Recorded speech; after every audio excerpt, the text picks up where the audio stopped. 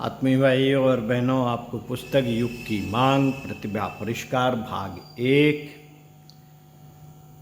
लेखक श्री राम शर्मा आचार्य, पुस्तक के पृष्ठ 23 से पढ़कर सुनाते हैं। युग सृजन के निमित्त प्रतिभाओं को चुनौती। आइए सुनते हैं। प्रस्तुत समय जिससे हम गुजर रहे हैं संधि काल है। यह युग संधि का समय अवसर न चूकने जैसा है। आपत्ति काल में लोग निजी व्यवसाय छोड़कर दुर्घटना से निपटने के लिए दौड़ पड़ते हैं। अग्निकांड, भूकंप, दुर्भिक्ष, महामारी, दुर्घटना जैसे अवसरों पर उदार सेवा भावना की परीक्षा होती है। भावनाशील इस अवसर पर चूकते नहीं। उपेक्षा करने वाले तिरस्कृत जैसे होते और सेवा साधना में जुट पड़ने वाले सदा सर्वदा के लिए लोगों के मन पर अपनी प्रमाणिक महानता की गहरी छाप छोड़ते हैं, जो कालांतर में उन्हें अनेक माध्यमों से महत्वपूर्ण वरिष्ठता प्रदान कराती है। इतिहास साक्षी है।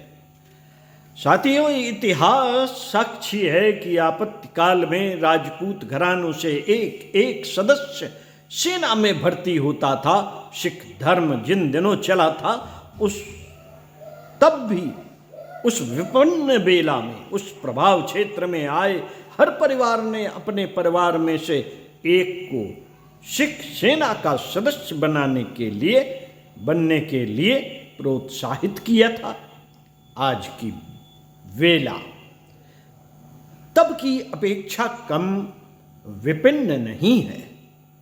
नव सृजन में संलग्न होने के लिए हर घर में से एक प्रतिभा को आगे आना चाहिए और भारत भूमि की शतयुगी गरिमा को जीवंत रखने का श्रेय लेना चाहिए। 21वीं सदी में सतयुग की वापसी वाली संभावनाएं सुस्पष्ट हैं। कुछ एक चिन्ह पहले से ही प्रकट हो रहे हैं। ऐसे व्यक्तित्व उभर रहे हैं जो लोक निर्वाह में कटौती करके अपनी भाव संवेदनाएं, आकांक्षाएं एवं गतिविधियों को सृजन प्रयोजनों में समर्पित कर सकें, जिससे उनका समर्पण अंधकार में जलती मशाल की भूमिका निभाते हुए सबकी आंखों में चमक पैदा कर सके।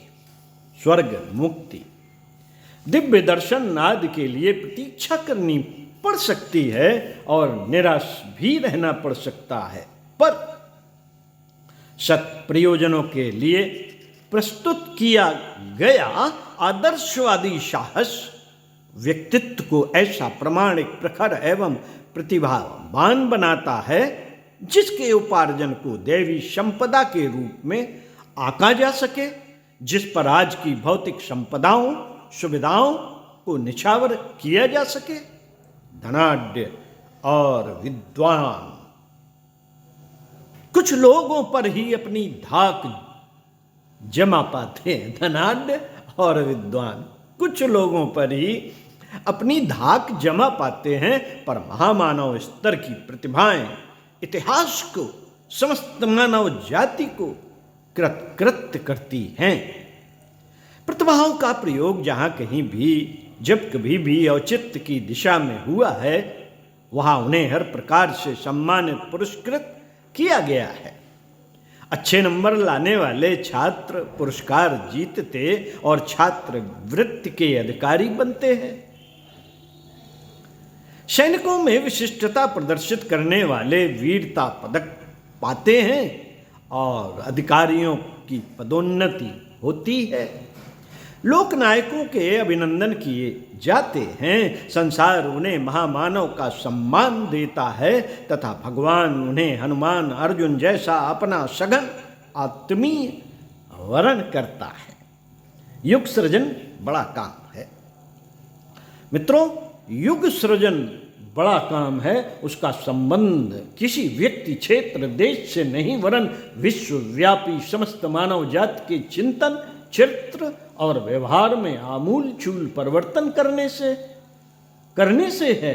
पतोन्मुख प्रवृत्तियां तो आंधी तूफान की तरह गति पकड़ लेती हैं, पर उन्हें रोकना और तदुपरांत उत्कृष्टता की दिशा में उछाल देना असाधारण दुस्साहस भरा प्रयत्न है। कैंसर के मरीज को रोग मुक्त करना और निरोग होने पर उसे पहलवान स्तर का समर्थ बनाना एक प्रकार से चमत्कारी कायाकल्प है।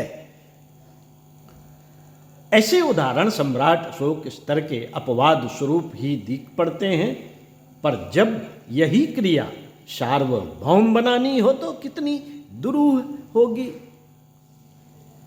इसका अनुमान वे ही लगा सकते हैं जिन्हें असंभव को संभव कर दिखाने का प्रण पूरा करना हो, जिन्हें करना कुछ न हो उनकी समीक्षा तो बाल विनोद ही हो सकती है।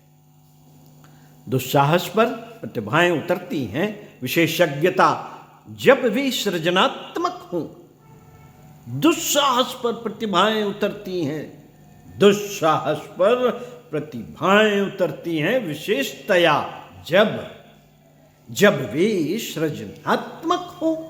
कटे हुए अंगों के घाव भरना, उनमें दूसरे प्रत्यारोपण जोड़कर पूर्व स्थित में लाना मुश्किल सर्जरी का ही काम है। युग की समस्याओं को सुलझाने के लिए अनौचित्य को निरस्त करने और सृजन का अभिनव उद्यान खड़ा करने के लिए ऐसे व्यक्तित्व चाहिए जो परावलंबन की हीनता से, स्वार्थपरता की संकीर्णता से ऊंचे उठकर अपने को परिष्कृत करने के साथ साथ वातावरण को संस्कार संपन्न बना सकने की उत्कंठा से अंतःकरण को भाव संवेदनाओं से ओतप्रोत कर सके। साथियों, आत्मबल बढ़ाने के लिए उपासना को सब कुछ माना जाता है और उसी के सहारे मनोकामनाओं की पूर्ति से लेकर स्वर्ग मुक्ति तक देवताओं और भगवानों से अपनी मान्यताओं के अनुरूप छवि बनाकर दर्शन करने की अपेक्षा की जाती है।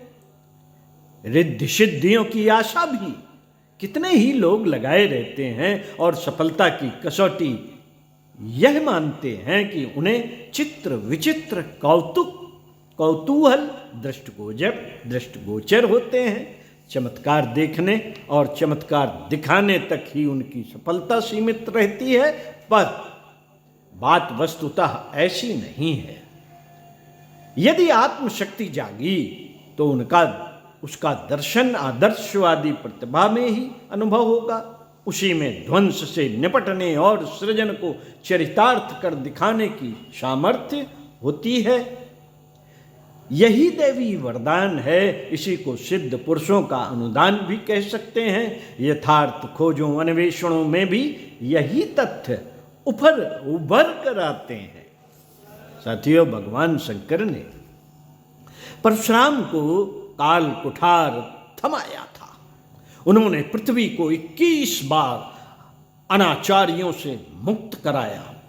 सहस्त्रबाहु की अदम्य समझी जाने वाली शक्ति का दमन उसी के द्वारा संभव हुआ था।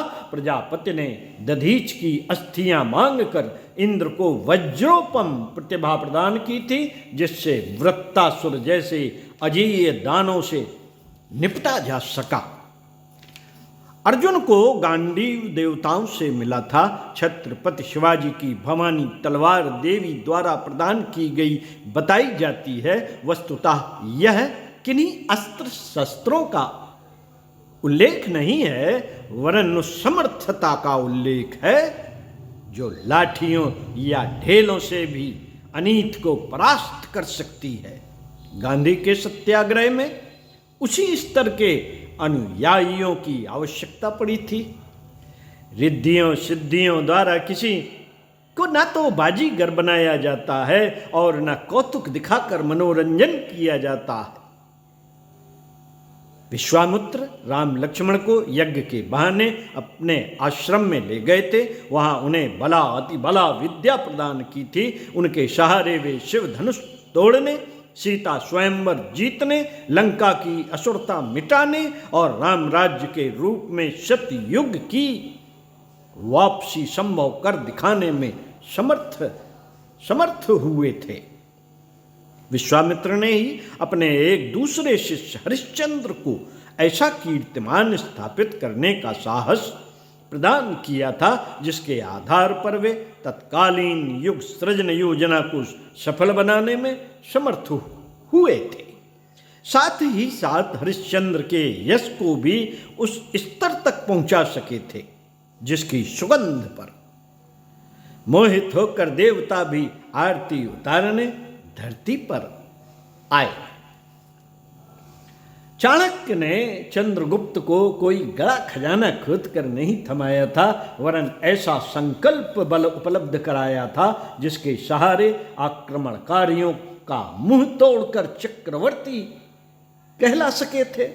समर्थ गुरु रामदास ने शिवाजी के हौसले इतने बुलंद किए थे कि वे अजय समझे जाने वाले शासन को नाकोचनी चबवाते रहे।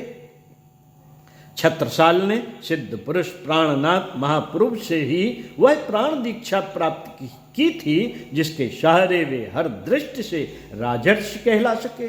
देवताओं ने सिद्धार्थ को राजकुमार न रहकर धर्मचक्र प्रवर्तन में संलग्न होने का परामर्श दिया था। सिद्ध पुरुष माने जाने वाले गोरखनाथ मत्स्येंद्रनाथ के तप वैभव के अधिकारी बने थे।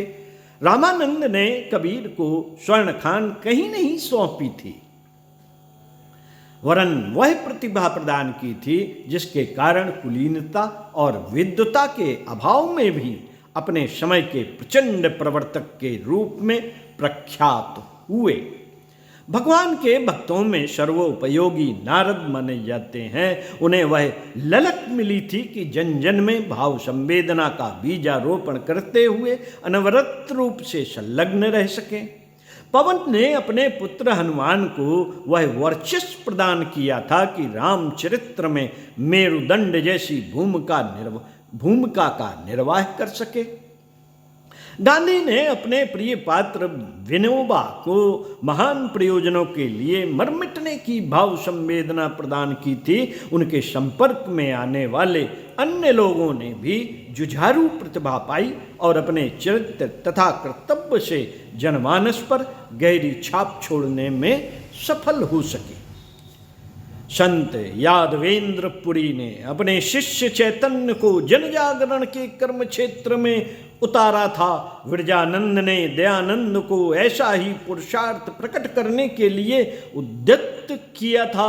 रामकृष्ण परमहंस द्वारा विवेकानंद को जिस मार्ग पर चलाया गया वह लोक मंगल के लिए समर्पित होकर स्वयं संकल्पवान नर रत्न की तरह चमकने और मूर्छित संस्कृत में प्राण चेतना फूकने वाला राजमार्ग ही था। महर्षि अगस्त ने भागीरथ को राजपाट छोड़कर गंगा अवतरण के महाप्रयास में संलग्न होने के लिए नियोजित किया था। लक्ष्य इतना उच्च स्तरीय था कि उनकी सफलता में योगदान देने के लिए स्वयं शंकर जी को कैलाश छोड़कर आना पड़ा था। योगी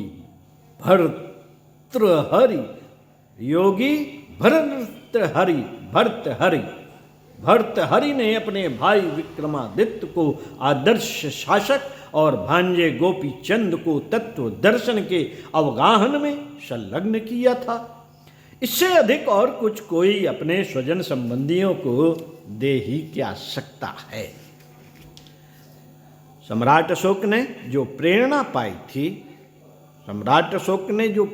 पाई थी उसी को अपनाने के लिए अपने सुपुत्र महेंद्र और पुत्री संघमित्रा को परिव्राजक के रूप में धर्म प्रचार के लिए समर्पित कर दिया था। स्वयं बुद्ध भी तो अपने पुत्र राहुल को इसी स्तर की दीक्षा दे चुके थे।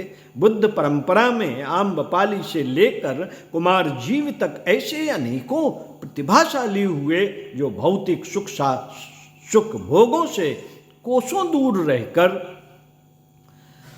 धर्म प्रयोजनों में ही लगे रहते थे। मध्य पूर्व को भारतीय संस्कृति की छत्र छाया में लाने का श्रेय महाभाग कौंडिन्य को जाता है, जिन्होंने उच्च लक्ष्य की प्राप्ति के लिए जीवन भर प्रयास जारी रखा। उन पुराण ग्रंथियों की गली कूचों में भरमार है जिन्होंने वैभव बढ़ाने, सुविधा भोगने, दर्प दिखाने और औलाद के लिए भरे खजाने छोड़कर मरने जैसी सफलताएं अर्जित की, श्रम संभवतः उन्हें भी महापुरुषों से कम न करना पड़ा होगा। श्रम संभवतः उन्हें भी महापुरुषों से कम न करना पड़ा होगा, पर संकीर्ण स्वार्थपरता की परिधि से ऊंचे न उठने के कारण सुर दुर्लभ जीवन संपदा के व्यर्थ नियोजन पर पश्चाताप करते ही मरे होंगे।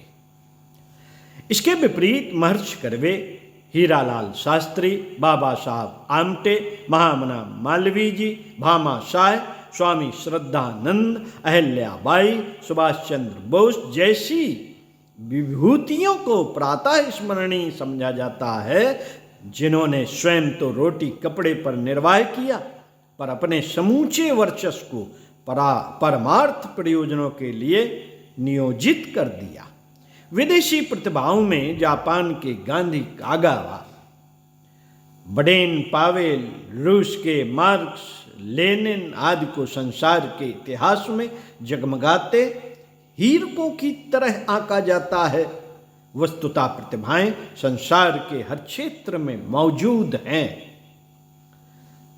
वस्तुतः प्रतिभाएं संसार के हर क्षेत्र में मौजूद हैं। धनाढ्यों, शासनाध्यक्षों, कलाकारों, व्यवसायियों, वैज्ञानिकों और मनीषियों को अपने अपने ढंग से काम करते हुए देखा जा सकता है। उन्हें जो भी उत्तरदायित्व मिला उसे उनकी प्रखरता और प्रचंडता ने आश्चर्यजनक सफलता के साथ संपन्न किया है। इन वर्गों को युग चेतना अछूता नहीं छोड़ेगी, उन्हें झकझोरने और समय के अनुरूप बदलने के लिए बाधित करेगी। अब तक वे भले ही स्वार्थपरता और प्रमाद को प्रोत्साहित करते रहे हों, पर आगे उन्हें अपनी क्षमता को मोड़ना, मरोड़ना और सृजन प्रयोजनों के लिए नियोजित करना ही होगा। तूफानों, भूकंपों, विस्फोटों, आंदोलनों का उद्गम कहीं भी क्यों न रहा हो, जब वे गति पकड़ते हैं तो व्यापक बनते चले जाते हैं। राजक्रांतियों का सिलसिला इसी प्रकार चला था और असंख्यों राजमुकुट अनायास ही धाराशायी होते चले गए। सृजन की भी अपनी लहर है। कभी शतयुग में ऐसा ही प्रभावोत्पादक मानसून उठा होगा। उसने धरती पर मखमली फर्श बिछाते हुए स्वर्ग जैसा वातावरण विनिर्मित कर दिया होगा। रात्र की तमिस्त्रा सदा नहीं रहती। रात्र की तमिस्त्रा सदा नहीं रहती। दिन को भी प्रकट होने का अवसर मिलता है। तब छोटे पक्षी ही नहीं, गजराज भी अपनी चिंगाड़ और वनराज अपनी दहाड़ से दिशाओं को गुंजित करते दिखाई देते हैं। ऐसा ही सुयोग इन दिनों आ रहा है। यह आशा सबको रखनी चाहिए। ओम शांति। साथियों, युग सृजन के निमित्त प्रतिभाओं को प्रज्ञावतार ने ये चुनौती दी है कि उन्हें अपनी गति को बदलना ही होगा। स्वार्थपरता और प्रमाद को छोड़ना ही होगा।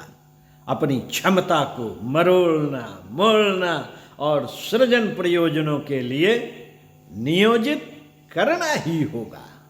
तो साथियों, इसी पर चिंतन मनन करते हैं और अगले वीडियो में पुनः आपसे मिलते हैं इसी पुस्तक के पृष्ठ 30 से। ओम शांति।